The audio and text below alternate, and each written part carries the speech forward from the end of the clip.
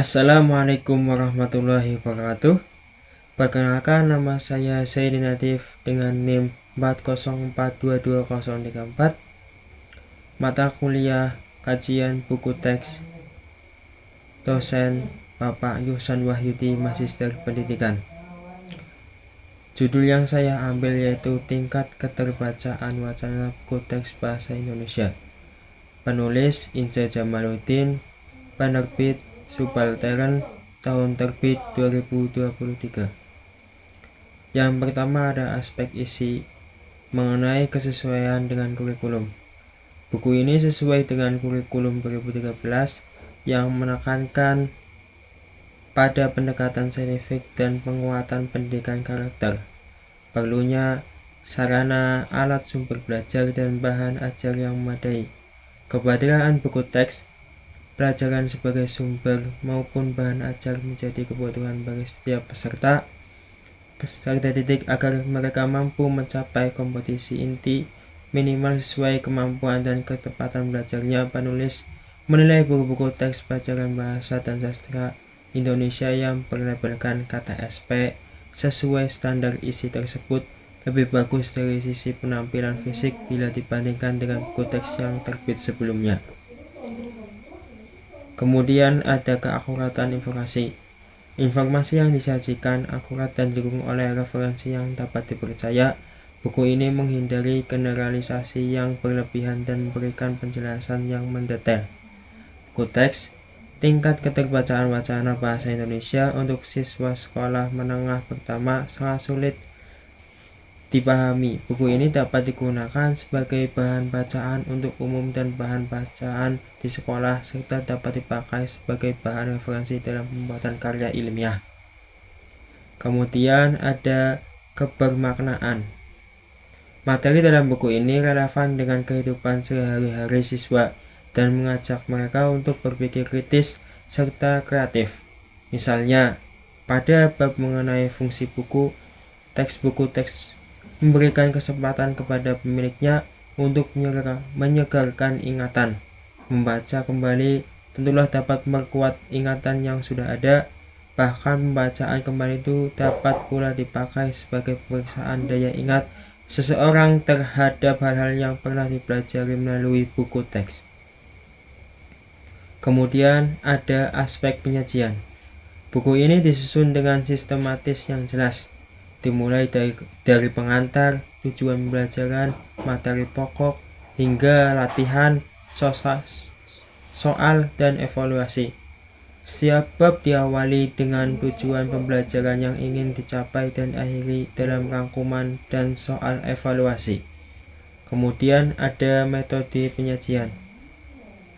Pada buku ini menggunakan berbagai metode penyajian, termasuk narasi, dialog, dan tugas-tugas interaktif yang melibatkan siswa dalam proses pembelajaran.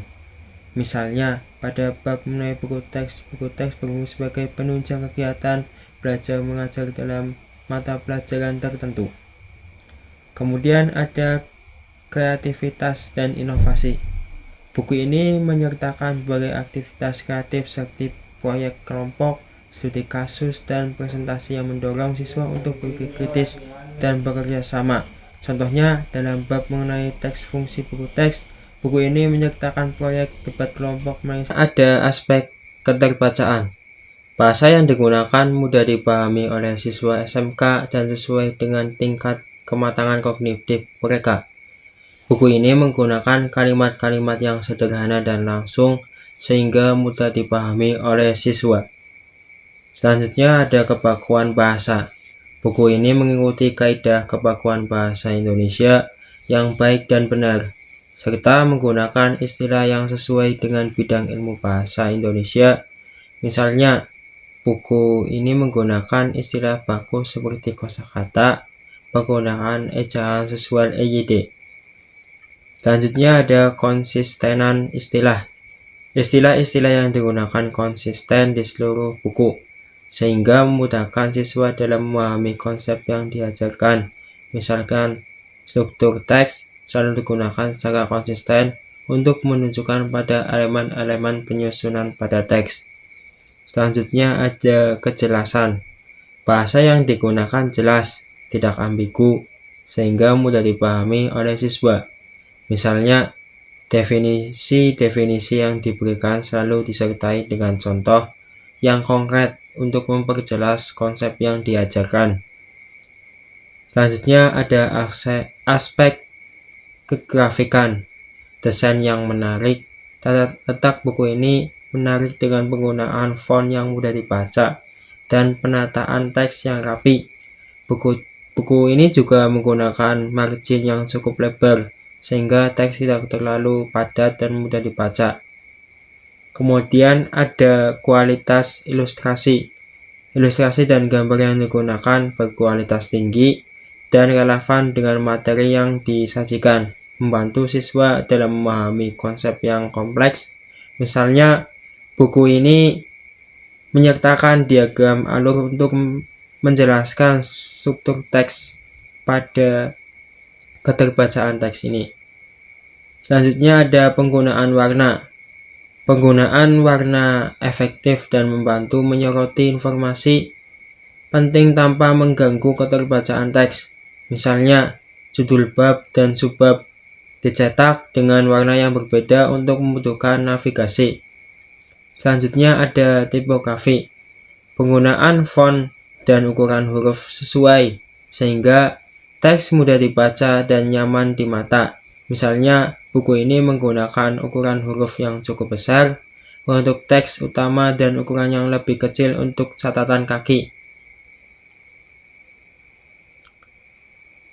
Selanjutnya yaitu kesimpulan. Tingkat keterbacaan wacana dalam buku teks bahasa Indonesia biasanya menunjukkan bahwa tingkat keterbacaan bervariasi tergantung pada kelas dan tingkat pendidikan. Faktor yang mempengaruhi keterbacaan termasuk kompleks keahlian, panjang kalimat, struktur kalimat, dan keterkaitan isi wacana. Pada umumnya, buku teks bahasa Indonesia untuk kelas yang lebih rendah cenderung memiliki kalimat yang lebih sederhana dan pemahaman yang lebih umum, sehingga keterbacaan lebih tinggi. Sebaliknya, buku teks untuk kelas yang lebih tinggi sering menggunakan kalimat yang lebih kompleks dan istilah-istilah khusus yang sesuai dengan kurikulum, sehingga tingkat keterbacaan yang baik dalam buku teks bahasa Indonesia dapat membantu siswa lebih mudah memahami dan menyerap materi, sementara tingkat keterbacaan yang rendah dapat menghadapi pemahaman. Itulah materi dari saya. Sekian. Wassalamualaikum warahmatullahi wabarakatuh.